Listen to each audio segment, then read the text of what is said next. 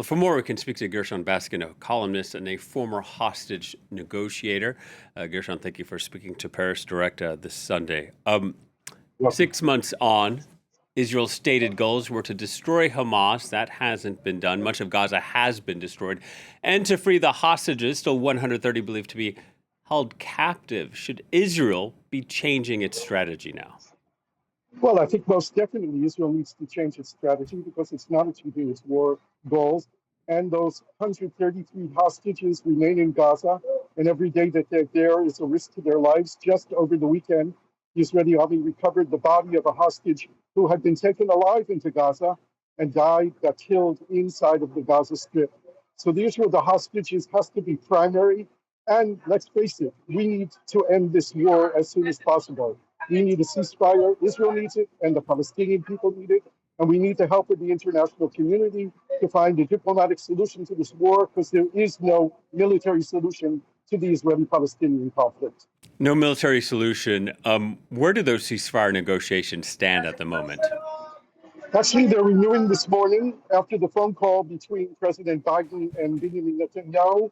It was decided to send the head of the CIA to Cairo, and as a result of that, the Qatari Prime Minister is going, the head of Egyptian military intelligence, and a high-level Israeli team, hopefully led by the head of the Israeli Mossad, will be going to Cairo today to renew those talks. I'm curious, Israeli Prime Minister Benjamin Netanyahu increasingly isolated because of the high number of civilian casualties in Gaza, also with these aid workers from World Central Kitchen that were killed this past week. What interest does Hamas have in making concessions when so many governments internationally are pressuring Benjamin Netanyahu to change his position? Well, that's a very good question. We don't know if Hamas is sincerely interested in reaching an agreement. They should be, as the people who lead the Gaza Strip. They are directly responsible for the tragic loss of so many lives in Gaza and the total destruction of Gaza. They are not worthy of governing the territory anymore, but yet they still remain in charge and they control the fate of those hostages. So just as there is international pressure on Netanyahu and the Israeli government now, there needs to be extreme international pressure placed on Hamas through the mediaries, primarily through Qatar and through Egypt. We saw some information come across the wires this Sunday. The spokesperson said the Israeli military has withdrawn all ground troops from the southern Gaza Strip except for one brigade. No more information than that. It's unclear what this portends. What do you think is next?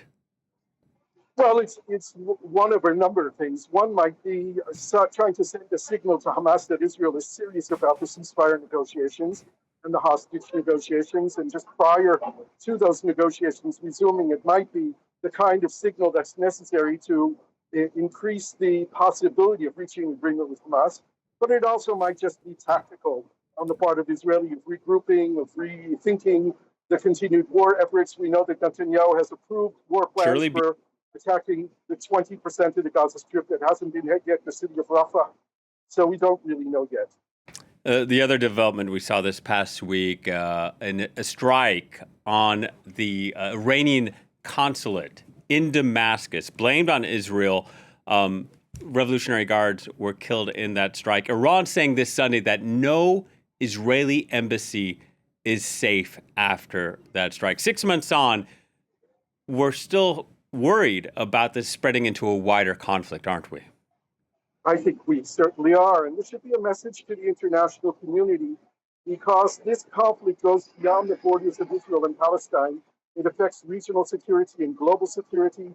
And therefore, the international community needs to be a lot more impactful on its talking about a two-state solution and the creation of a new Israeli-Palestinian peace process. We need the international community to be firm with the Israelis and the Palestinians and make the two-state solution real if this is where we're heading. So countries like France, who have talked about a two-state solution for 30 years, need to finally recognize the state of Palestine also and get the parties to the table. Gershon, thank you very much for your time. Gershon Baskin speaking to us from Jerusalem.